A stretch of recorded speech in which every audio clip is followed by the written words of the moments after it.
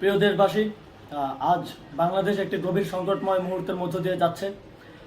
এখন পর্যন্ত আমাদের প্রাপ্ত খবর অনুযায়ী আওয়ামী লীগ, ছাত্রলীগ, যুবলীগের সন্ত্রাসীরা গুলি করে কুপিয়ে প্রায় 30-এর অধিক শিক্ষার ছাত্র জনতাকে হত্যা করেছে এবং দিন শেষ হতে হতে এই সংখ্যাটা কোথায় গিয়ে দাঁড়ায় আমরা জানি না।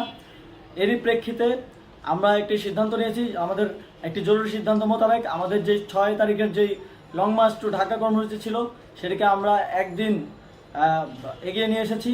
অর্থাৎ আগামীকাল 5ই অগাস্ট সারা দেশের মুক্তিকামী জনতাকে ঢাকার উদ্দেশ্যে রওনা হওয়ার জন্য আমরা আহ্বান জানাচ্ছি। যারা পারবেন, যাদের পক্ষে সম্ভব হবে, আজ রাতেই আপনারা ঢাকার উদ্দেশ্যে রওনা হয়ে যান। আমরা আগামীকাল সারা দেশের মুক্তিকামী জনতাকে ঢাকায় আসার আহ্বান জানাচ্ছি। বিশেষ করে ঢাকার আশেপাশে যে জেলাগুলো আছে, আপনারা দায়িত্ব নিয়ে মসজিদের মাইকে ঘোষণা দিয়ে যাদেরকে পাবেন সবাইকে নিয়ে ঢাকার উদ্দেশ্যে রওনা হন। এই লড়াই আমাদের জন্য একটি চূড়ান্ত লড়াই। আমরা চূড়ান্ত ঘোষণার জন্য প্রস্তুত। আমরা গণভবনের দিকে যাত্রার জন্য প্রস্তুত এবং সেই উদ্দেশ্যেই আপনারা সবাই ঢাকা আসুন। আমরা আপনাদের সবাইকে নিয়ে আমাদের চূড়ান্ত দাবি আদায়ে এগিয়ে যাব। আমি জানি না সমন্বয়করা আজকে রাতে বেঁচে থাকতে পারবে কিনা, কিন্তু আপনাদের উপর আমরা এই দায়িত্ব দিচ্ছি। আপনারা সবাই নিজ দায়িত্বে ঢাকায় আসবেন আগামীকাল এবং পরশু পরিস্থিতি বিবেচনা করে পরশু গণভবনের দিকে 4 দিক থেকে আমরা রওনা হব।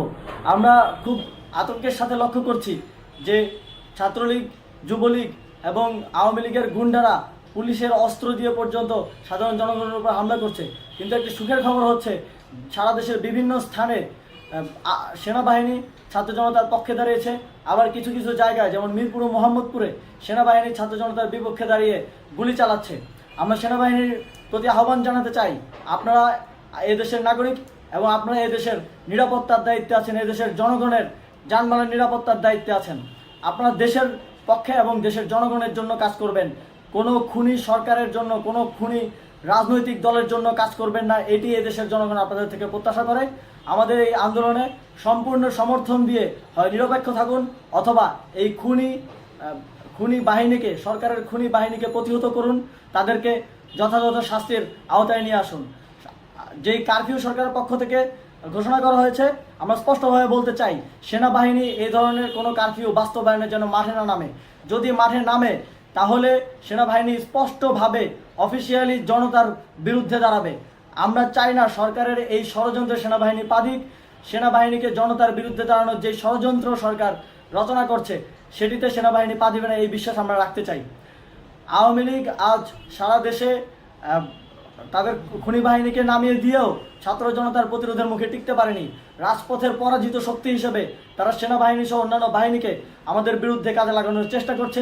এই চেষ্টাকে, এই ষড়যন্ত্রকে ব্যর্থ করতে হবে এবং আগামীকাল সারা দেশে মসজিদে মসজিদে ঘোষণা দিয়ে ঢাকার উদ্দেশ্যে আপনারা রওনা হন। প্রত্যেকটি পরিবার থেকে অন্ততপক্ষে একজনকে ঢাকার উদ্দেশ্যে রওনা করে দিন, এই ইতিহাসের সাক্ষী হতে, একটি নতুন বাংলাদেশের অভ্যুদয় ঘটানোর একজন কর্মী হতে।